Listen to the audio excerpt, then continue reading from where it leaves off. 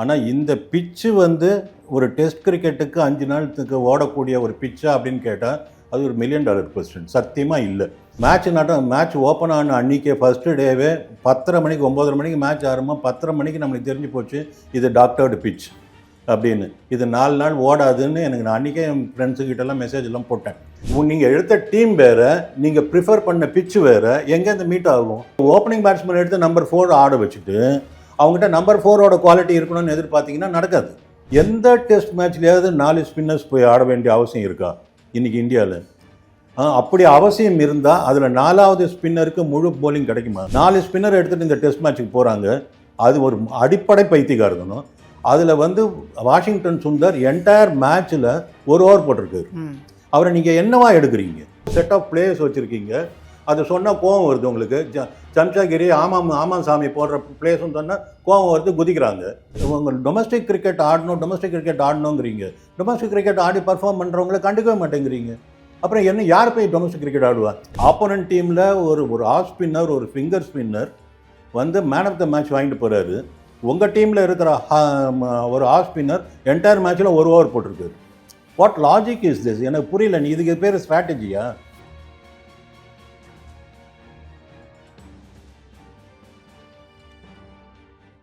Cricket only நேயர்களுக்கு வணக்கம். இப்போ நம்ம எதை பற்றி பேச போகிறோம் அப்படின்னு பார்த்தோம்னா, India versus South Africa second test கவுஹாட்டியில் ஸ்டார்ட் ஆக போகுது. பட் ஆனால் ஃபர்ஸ்ட் டெஸ்ட் பார்த்தோன்னா நம்ம லாஸ் பண்ணிட்டோம்.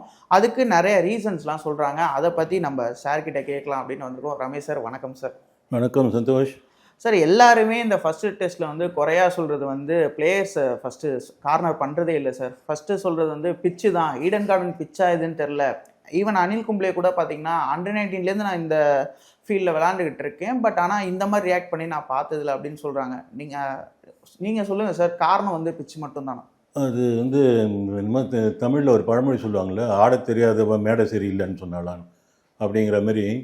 பிச்சை வந்து டைரெக்டாக நம்ம எல்லாத்துக்குமே ப்ளேம் பண்ண முடியாது தான். ஒரு எனி சார்ட் ஆஃப் பிச் ஆடக்கூடிய தகுதி இருக்கிற டீம் தான் இருக்கணும், பிளேயர்ஸ் தான் இருக்கணும். அதில் எந்த மாற்று கருத்தும் இல்லை. ஆனால் இந்த பிச்சு வந்து ஒரு டெஸ்ட் கிரிக்கெட்டுக்கு 5 நாளுக்கு ஓடக்கூடிய ஒரு பிச்சா அப்படின்னு கேட்டால் அது ஒரு $1 மில்லியன் கொஸ்டின். சத்தியமாக இல்லை. மேட்ச் ஓப்பன் ஆன அன்றைக்கே ஃபஸ்ட்டு டேவே 10:30 மணிக்கு 9:30 மணிக்கு மேட்ச் ஆரம்பம் 10:30 மணிக்கு நம்மளுக்கு தெரிஞ்சு போச்சு இது டாக்டர்டு பிச் அப்படின்னு. இது 4 நாள் ஓடாதுன்னு எனக்கு நான் அன்றைக்கே என் ஃப்ரெண்ட்ஸுக்கிட்டலாம் மெசேஜ் எல்லாம் போட்டேன். ஸோ எதுக்கு சொல்ல வரேன்னா, அது அப்போவே 1 ஹவரில் தெரிஞ்சு போச்சு இது 5 நாள் பிச்சு இல்லை, இதில் ஏதோ கை வச்சுட்டாங்கிறது தெரிஞ்சு போச்சு. இது வந்து கியூரேட்டர்கிட்ட ஒப்படைக்கப்பட்ட பிச்சு இல்லை, கியூரேட்டர்கிட்ட பேசப்பட்ட பிச்சு அப்படின்னு நல்லா தெரிஞ்சு போச்சு. ஸோ அது கடைசியில் அவங்களும் ஒத்துக்கிட்டாங்க. கம்பீராக கூட ஒத்துக்கிட்டாரு. ஆமாம், நாங்கள் பேசின மாதிரி எங்களுக்கு கொடுத்தாங்கங்கிறதையும் சொல்கிறாரு அவர். 2.5 நாளில் மேட்ச் முடிஞ்சிடுச்சு. ஆனால் பிச்சை பற்றி பேசக்கூடாது அப்படின்னு சொன்னால் இதை விட முட்டாள்தனம் எதுவும் கிடையாது. பிச்சு டெஃபினட்டாக பிரச்சனை தான். உங்களுக்கு மேடை சரியில்லை, மேடை ஆடுது தான். அதுக்கப்புறம் நீங்கள் ஆட்டக்காரன் எப்படி ஆடினாருங்கிறதுலாம் அப்புறம் பேசலாம். பிச்சு அந்த மாதிரியான ஒரு பிச்சுக்குள்ளே நீங்கள் உள்ளே போயிட்டு அப்புறம் ஆடணும் அப்படின்னா, ஆடணுங்கிறது கரெக்டு. நீங்கள் வந்து எந்த மாதிரி பிச்சு இருந்தாலும் ஒரு பிளேயர் போய் ஆடணும். ஒரு பேட்ஸ்மேன் வந்து ஃபாஸ்ட் ட்ராக்கில் தான் ஆடுவேன்னு சொல்ல முடியாது, ஸ்பின் ட்ராக்கில் தான் ஆடுவேன்னு சொல்ல முடியாது. எந்த ஒரு சுச்சுவேஷனில் ஆடக்கூடிய தகுதி இருக்கிறவனா இருக்கணும், குவாலிட்டி இருக்கணுங்கிறதுல மாற்று கருத்து இல்லை. பட் அந்த மாதிரி ஆட்களை எடுத்துருக்கீங்களா? ஸோ நீங்கள் வந்து ரூட் காஸுக்கு போகணும்.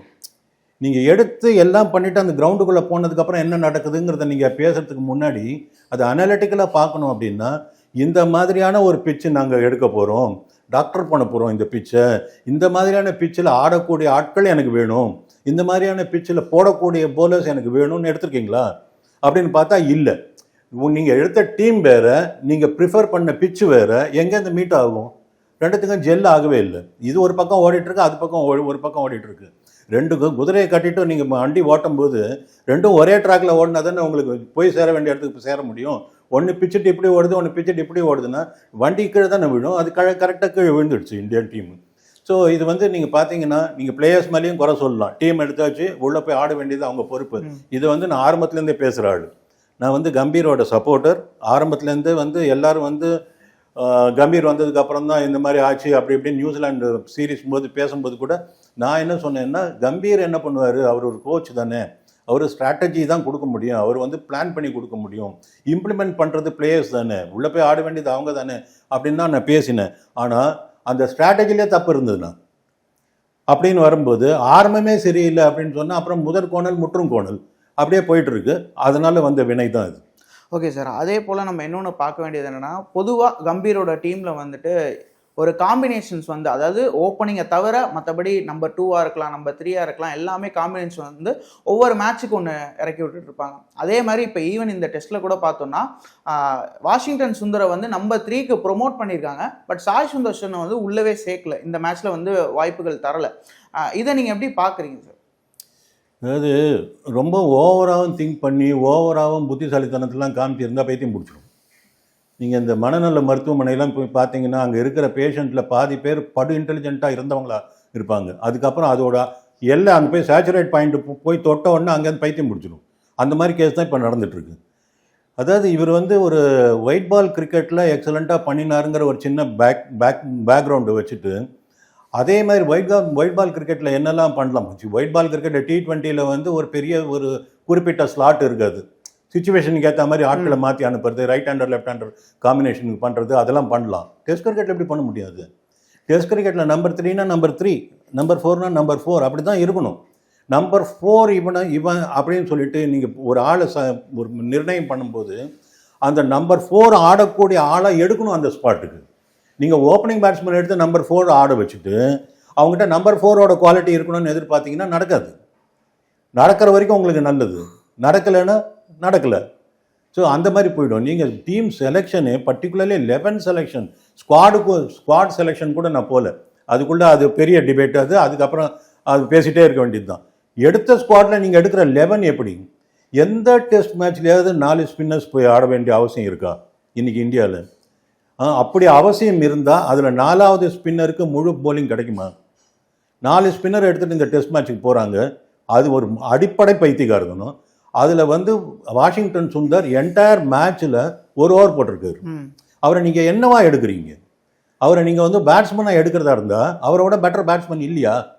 அதுவும் நம்பர் 3க்கு ஆடுறாரு. நான் வந்து வாஷிங்டன் சுந்தர் மேலே எந்த குறையும் சொல்லலை, அவரை ஹேண்டில் பண்ணுற விதத்தை பற்றி பேசுகிறேன்.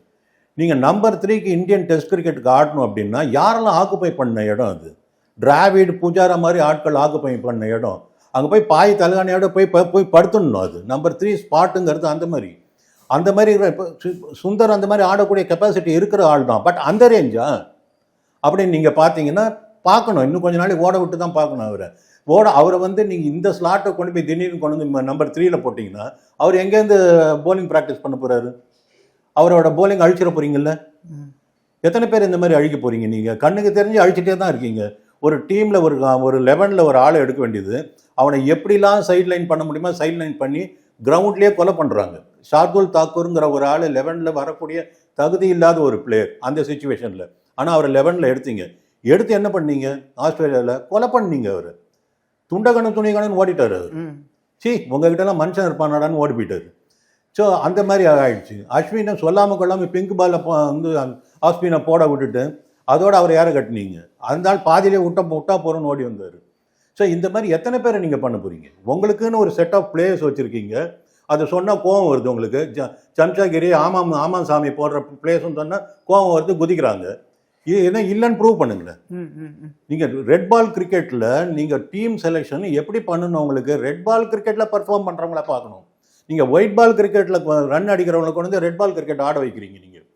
நீங்கள் யாரை எடுத்துக்கோங்க. இப்போ சாய் சுதர்ஷன் எத்தனை மேட்ச் தமிழ்நாடுக்கு ஆடி எத்தனை செஞ்சுரியும் டபுள் செஞ்சுரியும் அடிச்சிட்டாரு? அவர் எப்படி பர்மனெண்ட்டாக டீமில் இடம் பிடிக்கிறாரு? நான் மறுபடியும் சொல்கிறேன், நான் பேசுகிற பிளேயர்ஸ் மேலே எனக்கு எந்த குறையும் இல்லை. பட் அவங்கெல்லாம் அந்த சுச்சுவேஷனுக்கு, அந்த ஸ்லாட்டுக்கு, அந்த மாதிரியான இடத்துக்கு தேவையா? அவங்களோட பெட்டராக இல்லையா? சர்ஃப்ராஸ் கான் இல்லையா? ஸ்ரேயாஸ் ஐயர் உங்கள் கண்ணுக்கு தெரியலையா? அபிமன்யு ஈஸ்வரன் உங்களுக்கு தெரியலையா? இந்த மாதிரி உங்கள் டொமஸ்டிக் கிரிக்கெட் ஆடணுங்கிறீங்க. டொமஸ்டிக் கிரிக்கெட் ஆடி பர்ஃபார்ம் பண்ணுறவங்கள கண்டுக்கவே மாட்டேங்கிறீங்க. அப்புறம் என்ன, யார் போய் டொமஸ்டிக் கிரிக்கெட் ஆடுவா? அது ஆடினாலே இவங்க ஒன்றும் பண்ண மாட்டாங்கடான்னு தானே இருப்பாங்க அவங்க. எந்த ஒரு புது பிளேயருக்கு மோட்டிவேஷன் வரும்? ஸோ நீங்கள் அழிச்சிடுறீங்க. உங்களுக்குன்னு ஒரு செட் ஆஃப் பீப்புள் வச்சுருக்கீங்க. அந்த செட் ஆஃப் பீப்புள் உங்களுக்கு பர்ஃபார்ம் பண்ணணுன்னு எதிர்பார்க்குறீங்க. பர்ஃபார்ம் பண்ணலை, பாடம் கற்றுக்கோங்க. நான் சொல்கிறது என்னென்னா, தப்பு பண்ணுறது பிரச்சனையே கிடையாதுங்க. மேட்ச் தோக்கிறதுல எந்த ப்ராப்ளமும் கிடையாது. நான் வந்து மேட்ச் தோக்கிறத பற்றி ஒரு நாளும் பேசவே மாட்டேன். ஏன்னா ஒரு கேம்னு வந்தால் அதில் வெற்றி தோல்வி எல்லாருக்கும் சகஜம். தோக்கிறத பற்றி பிரச்சனையே கிடையாது. நீங்கள் எத்தனை தடவை தோக்குறீங்கிறது பிரச்சனை இல்லை, எத்தனை தடவை தோல்வியிலேருந்து எழுந்திருக்கீங்கிறது தான் பார்க்கப்பட வேண்டிய விஷயம். தோல்வியிலேருந்து எழுந்தீங்களா? இல்லையே. நீங்கள் திருப்பி திருப்பி அடி வாங்கிட்டு இருக்கீங்க. ஒரே நான் இந்த இடத்துல இப்படி தான் பண்ணுவேன் அப்படிங்கிறீங்க, அடிக்கிறாங்க. நான் இந்த இடத்துல இப்படி தான் பண்ணுவேங்கிறீங்க, அடிக்கிறாங்க. அடி வாங்கிட்டே இருக்கீங்க. இதை எவ்வளோ நாள் பார்த்துட்டு இருக்க முடியும்? பேயிங் பப்ளிக்குங்க, பேயிங் பப்ளிக்கு. உங்களுக்காக கமர்ஷியலில் கொண்டு வந்து அட்வர்டைஸ்மெண்ட்லையும் பப்ளிசிட்டிக்கும் கார்பரேட்ஸ் கொண்டு வந்து பணம் கொட்டுறான். அவன் 5 நாளைக்கு பே பண்ணுறான். நீங்கள் 2.5 நாளைக்கு பிச்சை எடுக்கிறீங்க. சார் கடைசியில் போய் பிச்சை எடுக்கிற மாதிரி பண்ணுறீங்க நீங்கள் எடுக்கிற பிச்சுனால. Okay sir. அதே போல் நம்ம இன்னொன்று பார்த்தோன்னா, நம்ம டீமில் வந்து ஒரு 6 லெஃப்ட் ஹேண்டர் கிட்டே இருக்காங்க. ஆல்ரெடி பாகிஸ்தானில் ஹார்மர் பார்த்தீங்கன்னா செகண்ட் டெஸ்ட்டு லெஃப்ட் ஹேண்டராக பிடிச்சி தூக்கிட்டு இருந்தார், கிட்டத்தட்ட ஒரு 6 விக்கெட். சாதாரணமாக மேட்ச் பார்க்குறேன் நம்மளே வந்து இவ்வளோ யோசிக்கிறோம், அனாலிட்டிக்ஸ் எல்லாமே இருக்குது.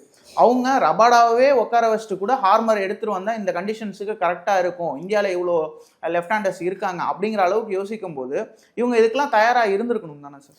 டெஃபினட்டாக அதான் நான் சொல்கிறேன். அதாவது இந்த ஸ்ட்ராட்டஜிங்கிறது என்னென்னா சந்தோஷ், நான் எப்படி போகணும் அப்படிங்கிறத மட்டும் பார்த்தா போகாது, என்னோட எதிராளி என்ன பண்ண போகிறாங்கிறதையும் பார்க்கணும்.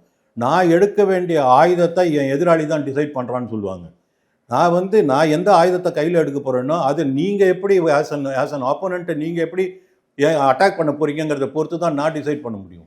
உங்களுக்கு நல்லா தெரியுது, நான் இவ்வளோ லெஃப்ட் ஹேண்டரை லோட் பண்ண போகிறேன், அவங்களதில் வந்து ரெக்கக்னைஸ்ட் ஆஃப் ஸ்பின்னர் ஒருத்தன் இருக்காங்கிறது தெரியுது. அந்த ஆஃப் ஸ்பின்னரை கவுண்டர் பண்ணுறதுக்கு நீங்கள் ரைட் ஹேண்டர்ஸை லோட் பண்ணணும்ல, இல்லவே இல்லை. ஃபர்ஸ்ட் ஆஃப் ஆல் உங்கள் டீம்லேயே இல்லையே. நீங்கள் இப்போ இருக்கிற 11ல் எடுத்த ஆளுங்களை நீங்கள் உட்கார வச்சுட்டு பின்னாடி ரிசர்வில் இருக்கிற ஆட்களை நீங்கள் ஆட வச்சுருந்தா கூட இருக்கிறது 2 பேரும் சாய் சுதர்ஷனும் தேவதூத் படிக்கலும் தானே, 2 பேரும் லெஃப்ட் ஹேண்டர்ஸ் தானே. இந்த கோச் லெஃப்ட் ஹேண்டருங்கிறதுனால லெஃப்ட் ஹேண்டர் மேலே அப்படி ஒரு காதலா? ரைட் ஹேண்டர்ஸ்லாம் உங்களுக்கு கிரிக்கெட்டர்ஸாகவே தெரியலையா? ஸோ அதை தான் நான் சொல்ல வரேன். நீங்கள் வந்து ஹார்சஸ் வார் கோர்சஸே எடுக்கலை டீமு. நீங்கள் ஒரு டீம் எடுத்துகிட்டு போகிறீங்க, அந்த டீமுக்கு ஏற்ற மாதிரியான சுச்சுவேஷன் உங்களுக்கு அமைஞ்சால் நல்லாயிருக்கும். அமையலைன்னா என்ன பண்ணுவீங்க? அதுதான் எக்ஸ்போஸ் ஆச்சு. நீங்கள் ஒரு பவுலர் ஆப்போனன்ட் டீமில் ஒரு ஆஃப் ஸ்பின்னர், ஒரு ஃபிங்கர் ஸ்பின்னர் வந்து மேன் ஆஃப் த மேட்ச் வாங்கிட்டு போகிறாரு. உங்கள் டீமில் இருக்கிற ஒரு ஆஃப் ஸ்பின்னர் என்டையர் மேட்ச்சில் 1 ஓவர் போட்டிருக்காரு. What logic is this? எனக்கு புரியல. நீ இதுக்கு பேர் ஸ்ட்ராட்டஜியா? எனக்கு ஒன்றுமே புரியல. எனக்கு 3 லெஃப்ட் ஆர்ம் ஸ்பின்னர்ஸ் ஒரு டீமில், 3 பேரும் வெரைட்டின்னு சொல்லவே முடியாது. ஜடேஜாவும் அக்ஷர் பட்டேலும் மிரர் இமேஜ், அவங்க டிப்பிக்கல் ஆஃப் ஈச் அதர். அப்படியே அந்த மாதிரியான ஒரு 1-on-1 இது அது. அவங்க 2 பேரும் எப்படி நீங்கள் 2 பேரும் டீமில் வைக்கலாம்? உங்களுக்கு வேறு இந்தியாவில் ஸ்பின்னர்ஸே இல்லையா? ஒரு ரைட் ஆம் ஒரு லெக் ஸ்பின்னர் இல்லையா? ரைட் ஆம் ஆஃப் ஸ்பின்னர் யாருமே இல்லையா? டெஸ்ட் பண்ணுங்கள். தனுஷ் கோட்டியனுக்கு கொடுத்து டெஸ்ட் பண்ணுங்கள். எனிவே நம்ம அதை பற்றி இப்போ பேசி பிரயோஜனம் இல்லை. முடிஞ்சு போனதை பற்றி கொஞ்சம் அந்த ஆதாரத்தில் பேசிகிட்டு இருக்கோமே தவிர ரிடிக்குலஸுங்க. இது வந்து பக்கா ridiculous. Gautam Gambhir has to take the ownership clearly. இந்த வாட்டி நம்ம கில்ல எந்த குறையும் சொல்ல முடியாது. ஒரு விஷயம் நல்லா தெரியுது, ஒரு பிளேயரை வந்து 11ல் எடுத்துகிட்டு அவரை எவ்வளோக்குள்ள இன்சல்ட் பண்ண முடியுமோ அப்படி பண்ணுறது வெறும் கில் மட்டும் இல்லை. இன்றைக்கி ரிஷப் பந்தும் அதை பண்ணார். கில்லோட ஆப்சன்ஸில் ரிஷப் பந்தும் பண்ணியிருக்காரு. அப்படின்னா என்ன அர்த்தம்? ஒரு விஷயம் நல்லா தெளிவாக தெரியுது, என்னென்னா இந்த கேப்டன்ஸு எதுவுமே பண்ணுறதில்ல. கேப்டனோட உருவத்தில் பின்னாடி உட்காந்து கம்பீர் தான் நடத்திட்டு இருக்காருங்கிறது நல்லா தெரியுது. ஏன்னா எப்படிங்க ஒரு 11ல் எடுத்து ஒரு ஆளை நீங்கள் அவங்களுக்கு உரிய சந்தர்ப்பமே கொடுக்காம எப்படிங்க அழிக்க முடியும்? அந்த மாதிரி பண்ணுறது அப்படின்னா ஒரு ஆள் தான் அது பண்ணுறான்னு நல்லா தெரியுது. இந்த 2 கேப்டனுமே, கில்லும் சரி ரிஷப் பந்தும் சரி, they are not able to put their foot down and say that this is my team, I will have to do it, I will do it, you mind your business சொல்கிற திராணி இல்லை. கோலி சொன்னார், ரோஹித் சர்மா சொல்லக்கூடிய தகுதி இருந்த ஒரு ஆள் சொன்னார். இவங்களுக்கு இல்லை. இன்ஃபேக்ட் இவங்களுக்கு இல்லைங்கிறத விட இல்லாத ஆட்களாக தான் இவங்க எடுக்கிறாங்க. நம்மளை எவனும் எதிர்த்து பேசிடக்கூடாதுங்கிற மாதிரி ஆளுங்க தான் எடுக்கிறாங்க. அதனால டீம் தோத்தாலும் பரவாயில்லங்கிறாங்க. சில அரசியல் கட்சி பண்ணுறாங்கல்ல, நான் தலைவராக இருக்கணும், எங்கள் கட்சி தோத்தாலும் எம்எல்ஏவே இல்லாட்டாலும் பரவாயில்லன்னு இருக்காங்களே, அந்த மாதிரி இது என்ன எண்ணங்கிறது எனக்கு புரியல. பட் இப்படி இருந்ததுன்னா இந்தியன் கிரிக்கெட் வந்து நோஸ் டைவ் தான் பண்ணும். Okay sir. அதே போல் நம்ம பவுமா கிட்டேருந்து என்ன கற்றுக்கணும் சார்? ஏன்னா இப்போ பவுமா தான் வந்து இதில் ரொம்ப பெரிய பாடத்தை வந்து நமக்கு ஏற்படுத்தியிருக்காரு. நிறைய விஷயம் அவரை வந்து கலாய்ச்சாங்க போனாங்கங்கிறதெல்லாம் தாண்டி பவுமா அஸ் அ கேப்டனாக தென்னாப்பிரிக்காவுக்கு என்னவா இருக்காருன்னு நீங்கள் ஒரு வார்த்தை சொல்லுங்கள். ஆஸ் அ கேப்டனாக அவர் என்னெல்லாம் ஒரு கேப்டன் பண்ணுமோ எல்லாம் பண்ணார். அவருடைய ஸ்ட்ராட்டஜிஸ் ஆகட்டும், அவர் வந்து டாஸ் வின் பண்ணி எடுத்த டெசிஷன் ஆகட்டும், அவரோட போலிங் சேஞ்சஸ் ஆகட்டும், ஃபீல்ட் செட்டிங்ஸ் ஆகட்டும், எல்லாமே ஆஸ் அ கேப்டன் அவர் என்னெல்லாம் பண்ணணுமோ எல்லாம் பண்ணிட்டு தான் இருந்தார். பர்டிகுலர்லி செகண்ட் இன்னிங்ஸில் வென் சிப்ஸ் வேர் டவுன் ஒரு எண்டு நின்று ஆடினார ஒரு கேமு, அப்பா என்ன பேட்டிங்னா அது பேட்டிங் அந்த மாதிரி ஆடணும். நீங்கள் வந்து இந்த மாதிரி விக்கெட்டில் இப்போ நம்ம பிளேயர்ஸ்க்கு வரலாம். இந்த மாதிரி விக்கெட்டில் நம்ம எப்படி அந்த ஸ்பின்னை கவுண்டர் பண்ணணுங்கிறத அட்லீஸ்ட் வேறு ஒன்றும் வேண்டாங்க. தேர்ட் இன்னிங்ஸ் பவுமா ஆடிட்டார்ல, ஃபோர்த் இன்னிங்ஸ் அந்த பவுமாவோட ஆட்டம் மனசில் இருக்கணும்ல இந்த பிளேயர்ஸுக்கு. இதுக்கு முன்னாடி அந்த மாதிரி ஒரு நல்ல கேமே பார்க்கலன்னே வச்சுக்கோங்க யாருமே. கண்ணுக்கு நேரம் செகண்ட் டே ஆடி இருக்காருல்ல அவர், அதை பார்த்துட்டு இவங்க தேர்ட் டே ஆட முடியாதா? அப்படிப்பட்ட ஒரு இன்னிங்ஸ் ஆடி இருக்கார். காலை தூக்கி ஸ்மாதரிங் த ஸ்பின்னு சொல்லுவாங்க. பிச் ஆஃப் த இந்த மாதிரி ட்ராக்ல பிச் ஆஃப் த பாலுக்கு போய் ஆடுறது தானுங்க சாமர்த்தியம். பேக் ஃபுட்லேயே ஆடிட்டு இருந்தா எப்படிங்க? எப்படி ஒரு பாலை டேர்ன் அலோவ் பண்ணிட்டு நீங்கள் எப்படி கவுண்டர் பண்ண முடியும்?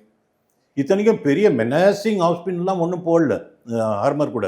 நீங்கள் பார்த்தீங்கன்னா ஸ்ட்ரைட்டர் ஒன்று இருக்குது அவர்கிட்ட, ஆஃப் ஸ்பின் போட்டால் ஜென்யூன் பக்கா ஸ்டாக் பால் ஆஃப் ஸ்பின் போட்டு விக்கெட் எடுக்கிறாரு அவர் ஒன்றும் அஸ்வின் மாதிரி ஒரு பெரிய வெரைட்டிஸோ ஒரு கேரம் பாலோ ஒரு ராங் ஒன்றோ அதெல்லாம் ஒன்றுமே பண்ணல அவர் பாட்டு நான் ஆஃப் ஸ்பின் போகிறேன், நீ அவுட் ஆகிடுவேன் எனக்கு தெரியும் அப்படின்னு போடுறாரு.